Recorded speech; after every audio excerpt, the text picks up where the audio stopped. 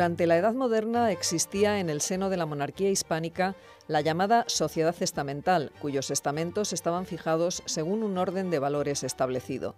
La movilidad social entre los distintos estamentos se producía de forma muy lenta y por motivos fundamentalmente económicos. Para hablarnos del estamento que se situaba en la parte más alta, es decir, el nobiliario, contamos con Josefina Castilla Soto, que es profesora de Historia Moderna en la UNED.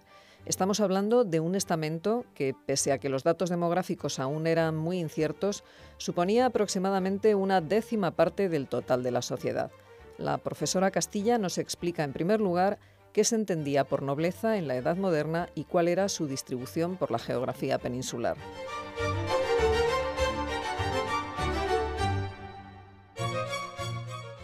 Aunque los tratadistas distinguieran entre una nobleza teológica, la de la virtud, otra natural y otra civil o política, creada por la voluntad del príncipe, la innata o heredada fue la única que logró crédito y aceptación general.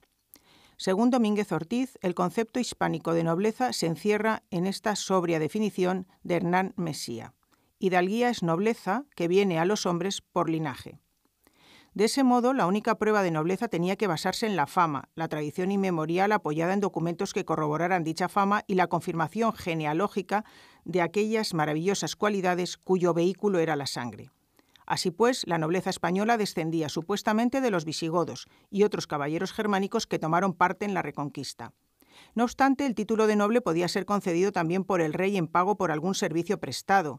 Incluso, según Basberg, ya en el reinado de Carlos V, los privilegios que conllevaba la nobleza podían venderse para incrementar con ello los ingresos reales.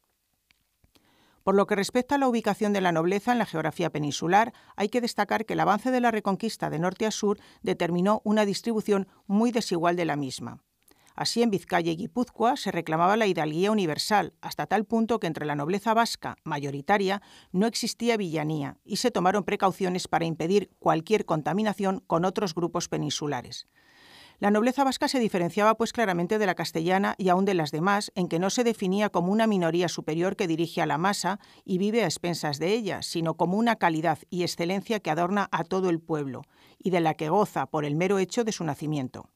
Además, se trataba de una nobleza compatible con el trabajo manual y con el comercio. Sin embargo, entre la nobleza navarra sí había distinción entre nobles y plebeyos y una jerarquía dentro del estamento nobiliario.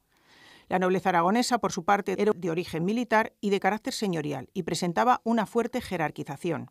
En cuanto a la nobleza catalana, la oposición entre la pobre nobleza montañesa no cualificada y la alta nobleza jerárquica del llano era una constante en todos los reinos y de forma especial en el Principado de Cataluña.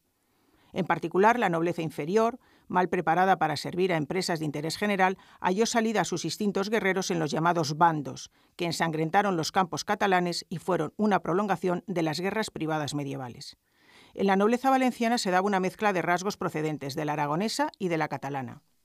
En Andalucía, y en contraposición con lo que ocurría en el norte peninsular, escaseaba el número de nobles, aunque estos disfrutaban de ventajas económicas y sociales muy superiores al resto de la nobleza.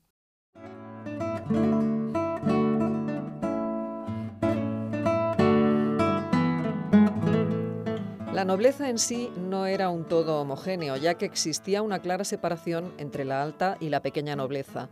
Esta última estaba compuesta por una nube de hidalgos cuya existencia jurídica era una realidad bastante problemática, sobre todo en el mundo rural. Las diferencias se debían fundamentalmente a dos motivos, como nos explica Josefina Castilla.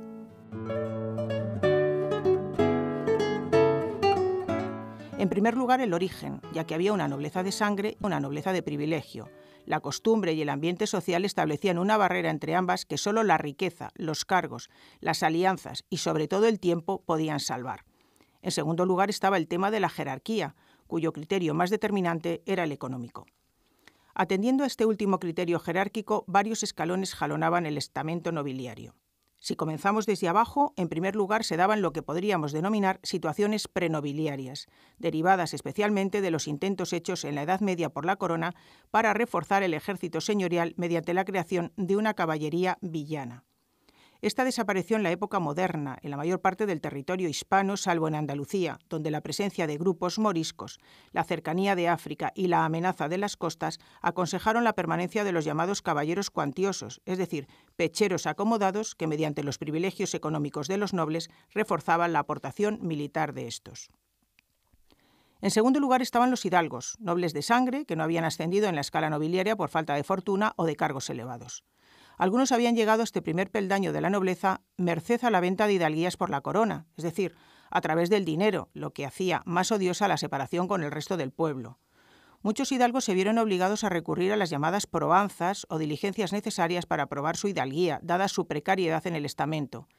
Esas probanzas adquirieron gran importancia en el siglo XVI, cuando la delimitación jurídica de los estados, hecha por el municipio, comenzó a tomar una importancia preeminente. Por ello empezaron a llevarse registros parroquiales, como un claro antecedente del futuro registro civil. Los municipios fijaban la distinción de estados, pecheros o hidalgos, con un doble objeto, fiscal, para establecer la exención de impuestos, y social, para acreditar la nobleza de quienes la ostentaban. En tercer lugar estaban los caballeros, auténtica clase media nobiliaria. Poseían fincas rústicas, de donde sacaban lo más sustancioso de sus ingresos, y también buena parte de la propiedad urbana, los juros, los censos, regidurías, puestos municipales, etc.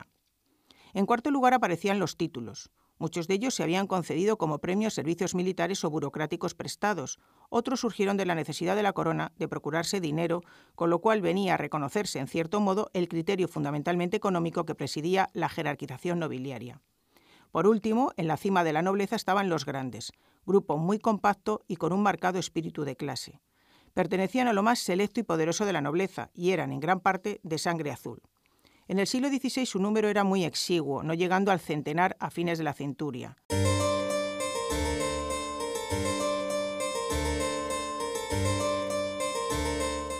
En cuanto a las rentas de la nobleza, podría decirse que las más características de este estamento eran las de carácter territorial y señorial, como nos cuenta la profesora Castilla. Concretamente, la tierra era una inversión social más que económica. Si bien de la tierra obtenían los productos necesarios para su subsistencia y la producción de excedentes posibilitaba su utilización para la adquisición de otros bienes, también es cierto que en algunos lugares la concentración de la propiedad de la tierra limitaba la expansión de la agricultura. En el siglo XVI los campesinos se quejaban de la falta de tierras de labranza, debido a la proximidad de grandes propiedades de nobles absentistas, algunos de los cuales estaban más interesados en la ganadería que en la agricultura. La concentración de propiedades de la nobleza era mucho más acusada en Castilla la Nueva, alrededor de ciudades como Madrid o Toledo, mientras la propiedad campesina tenía muchas más facilidades de florecimiento en los ámbitos rurales. Al norte de Castilla, las propiedades nobiliarias tenían mucha menor importancia, a pesar de ser allí mucho mayor la proporción de nobles. No cabe ninguna duda de que sin la institución del mayorazgo, la inmensa mayoría de las grandes casas habría desaparecido. Porque además los nobles más importantes se veían obligados a soportar fuertes cargas, como eran mantener una gran casa, observar un determinado estilo de vida y ejercer el mecenazgo y la beneficencia. Así, la mayor parte de los nobles castellanos tenía una posición relativamente modesta. Muchos hidalgos eran labradores, ya que poseían una pequeña extensión de tierra que explotaban por sí mismos. La renta de la tierra se veía complementada además con los ingresos señoriales que incluían impuestos, el más importante de los cuales era la alcabala. Los señoríos eran pequeños estados, en los que los nobles gobernaban a su antojo con la condición de respetar a la Iglesia, es decir, de ser ortodoxos en su fe y de mostrarse adictos al rey, renunciando a veleidades diplomáticas frente al exterior. Aunque la nobleza estaba vinculada al sistema señorial, solo una minoría eran en realidad señores. Concretamente en Castilla el feudalismo no llegó a arraigar profundamente, porque la corona nunca cedió el control del territorio. De hecho, la mayor parte de las poblaciones grandes eran realengas. En ocasiones resultaba francamente difícil diferenciar la jurisdicción señorial de la mera propiedad de la tierra. Esto se debía a que al compás de efectuarse la reconquista, los monarcas solían otorgar ambas a la vez o en unos términos tan vagos y ambiguos que podía permitir interpretar que también se concedía la propiedad. Así los campesinos castellanos, bajo jurisdicción señorial, tenían que pagar ciertos tributos feudales, símbolo de la tradicional lealtad que debían los vasallos a su señor. Entre ellos estaba el humaje o fogaje, la martiniega, el fuero o pecho forero. Además de la tierra y las rentas señoriales, también los altos cargos proporcionaban elevadas ganancias, sobre todo los virreinatos de Italia e Indias.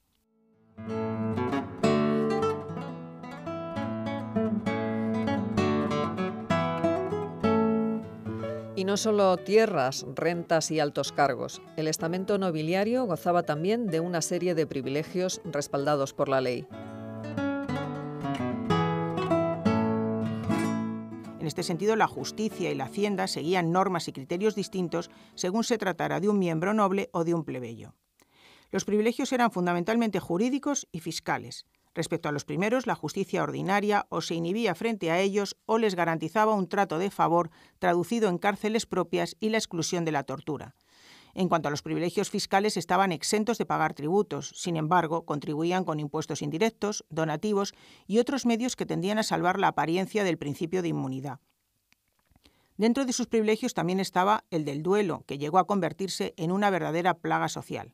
Gobierno e Iglesia trataron de reglamentarlos o disminuirlos, ya que no podían evitarlos.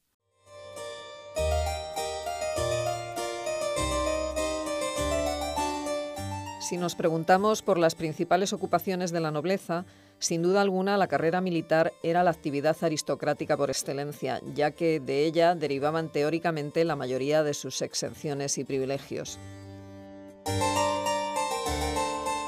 De hecho, la convicción de que las armas ennoblecían al hombre ocupaba un lugar muy importante en el ideario español. Esta vocación militar se mantuvo en la nobleza durante el siglo XVI, pero se fue poco a poco relajando. Al margen de la actividad militar, los nobles monopolizaban los mejores cargos políticos: embajadas, virreinatos, corregimientos, el Consejo de Estado.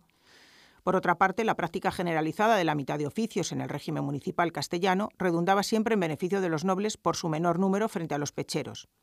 La nobleza también se veía favorecida por el sistema educativo, ya que monopolizaban los colegios mayores, instituciones creadas originariamente para financiar los estudios de jóvenes dotados procedentes de familias pobres. Una función importante en el seno de este estamento era la del mecenazgo con artistas y escritores, pues ello contribuía a aumentar su prestigio. Recordemos en este sentido cómo Cervantes buscó el amparo del duque de Béjar, a quien dedicó su Quijote, mientras Quevedo se acercó al duque de Osuna. Efectivamente, solo las altas esferas disponían de dinero para proteger a los artistas y de ocio para admirar sus obras. Llegados a este punto, sería interesante saber qué relaciones mantenían, por lo general, los nobles con los pecheros. Sin duda, la tradición marcaba el respeto del pechero frente a una actitud condescendiente del señor hacia él, siempre que se mantuviera en su sitio y en su rango inferior.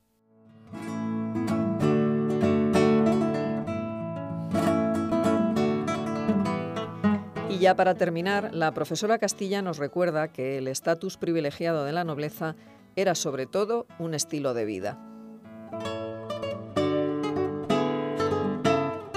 A lo largo de los siglos XVI y XVII, y debido probablemente a la abundancia de oro y plata, emergió una mentalidad suntuaria que impregnó las capas medias, pero sobre todo las capas altas de la sociedad. Los nobles rivalizaban entre sí por sus grandes mansiones, elevado número de criados, coches, obras de arte, etc., a imitación de las casas reales. Incluso los modestos hidalgos hacían esfuerzos por mantener un lacayo, un escudero. Hasta dentro del servicio existía una rigurosa jerarquía. Ello obligó a que, de forma intermitente, se dictaran pragmáticas suntuarias, sobre todo con fines económicos para detener el gasto inútil y ahorrar divisas, aunque también tenían un claro sentido de segregación social, al prohibir a los oficiales mecánicos los costosos vestidos de seda y otros signos exteriores de riqueza y boato.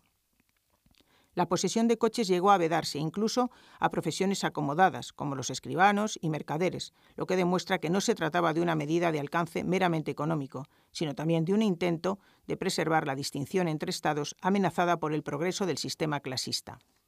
De este modo, la corona colmaba de distinciones y favores a los estamentos privilegiados, y no lo hacía de forma gratuita, sino porque los consideraba la columna vertebral de la sociedad y firmes apoyos del trono. Además, se confiaba en su fidelidad cuando se temían revueltas, y en general fue así. Incluso en revoluciones como las de las comunidades de Castilla y posteriores, caso de los alzamientos de Cataluña o de Portugal, la mayoría de la alta nobleza se mantuvo fiel a la corona, mientras los estamentos medios e inferiores estuvieron más próximos a las tendencias populares. Aún descontentos, los privilegiados sentían que la monarquía era el sostén de un orden social que los beneficiaba.